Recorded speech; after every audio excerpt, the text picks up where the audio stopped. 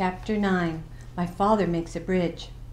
My father walked back and forth along the bank, trying to think of some way to cross the river.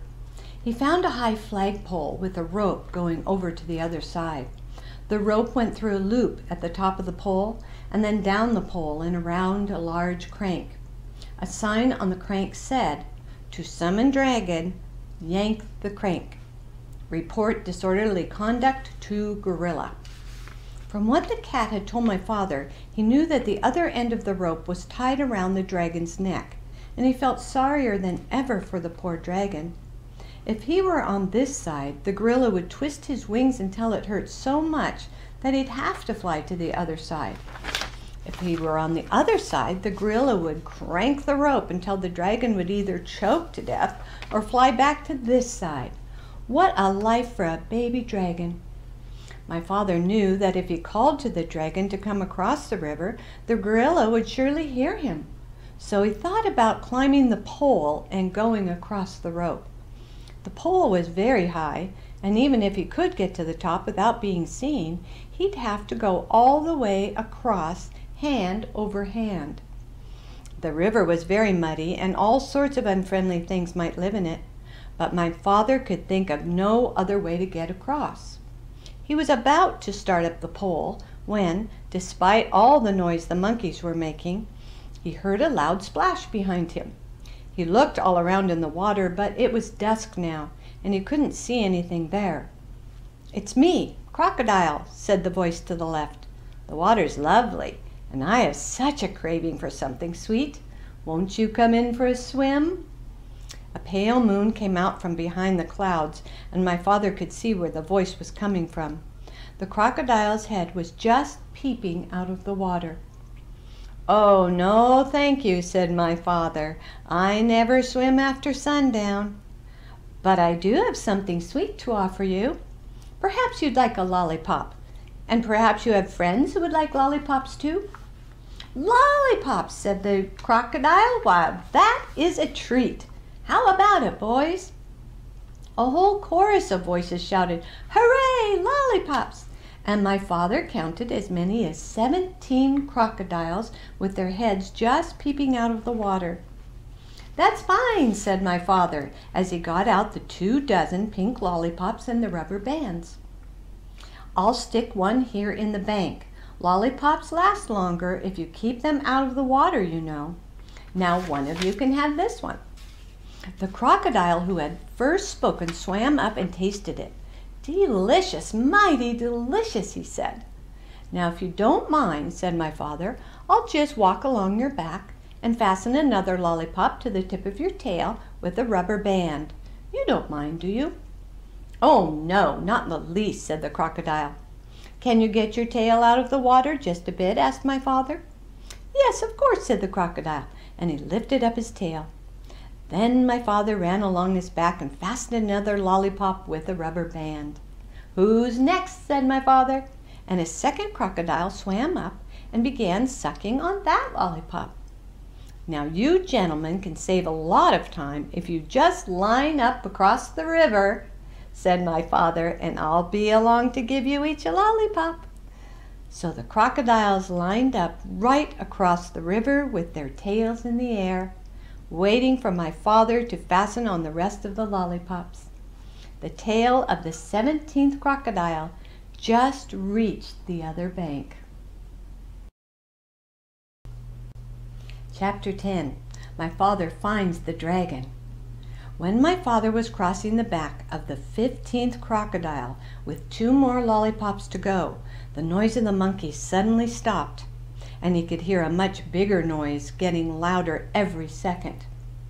Then he could hear 7 furious tigers and 1 raging rhinoceros and 2 seething lions and 1 ranting gorilla, along with countless screeching monkeys, led by 2 extremely irate wild boars, all yelling, "It's a trick! It's a trick! There's an invasion and it must be after our dragon! Kill it! Kill it!"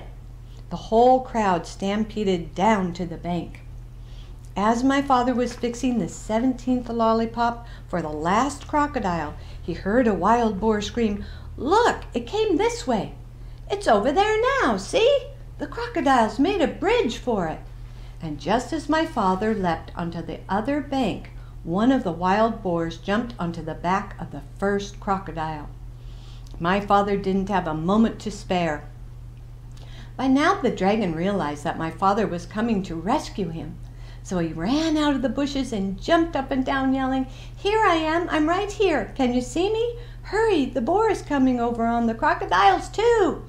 They're all coming over. Oh, please, hurry, hurry." The noise was simply terrific. My father ran up to the dragon, took out his very sharp jackknife. "Steady, old boy, steady. We'll make it. Just stand still," he told the dragon as he began to saw through the big rope. By this time, both boars, all 7 tigers, the 2 lions, the rhinoceros, and the gorilla, along with the countless screeching monkeys, were all on their way across the crocodiles, and there was still a lot of rope to cut through. "Oh, hurry," the dragon kept saying, and my father again told him to stand still. "If I don't think I can make it," said my father, "we'll fly over to the other side of the river, and I can finish cutting the rope there." Suddenly the screaming grew louder and madder, and my father thought the animals must have crossed the river. He looked around and saw something which surprised and delighted him, partly because he had finished his lollipop, and partly because, as I told you before, crocodiles are very moody and not the least bit dependable, and are always looking for something to eat. The first crocodile had turned away from the bank and started swimming down the river. The second crocodile hadn't finished yet, so he followed right after the first, still sucking his lollipop. All the rest did the same, one right after the other, until they were all swimming away in a line. The 2 wild boars, the 7 tigers, the rhinoceros, the 2 lions, the gorilla, along with the countless screeching monkeys, were all riding down the middle of the river on the train of crocodiles, sucking pink lollipops and all yelling and screaming and getting their feet wet. My father and the dragon laughed themselves weak because it was such a silly sight. As soon as he had recovered, my father finished cutting the rope, and the dragon raced around in circles and tried to turn a somersault. He was the most excited baby dragon that ever lived. My father was in a hurry to fly away, and when the dragon finally calmed down a bit, my father climbed up onto his back.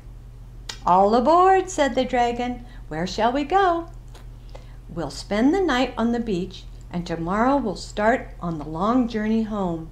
So it's off to the shores of Tangerina," shouted my father as the dragon soared above the dark jungle and the muddy river and all the animals bellowing at them, and all the crocodiles licking pink lollipops and grinning wide grins.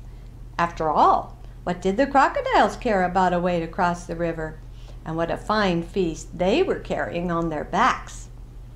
As my father and the dragon passed over the ocean rocks, they heard a tiny excited voice scream, bum cack, we dreed our naggin', we need our dragon."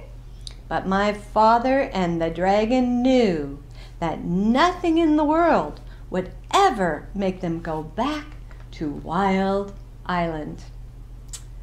The end. Thank you for letting me share this story with you. Our companionship can continue at storyripple.com.